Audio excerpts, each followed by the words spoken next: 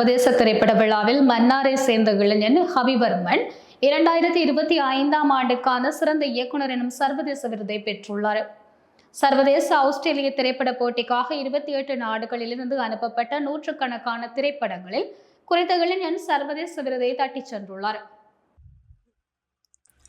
கடந்த வருடம் இந்த இளைஞர் மடமை தகர் என்ற திரைப்படத்தை வெளியாகி உள்ளூர் ரீதியாக பல பாராட்டுகளை பெற்றிருந்த நிலையில் தற்போது சர்வதேச ரீதியாகவும் அங்கீகாரத்தை பெற்றுள்ளது.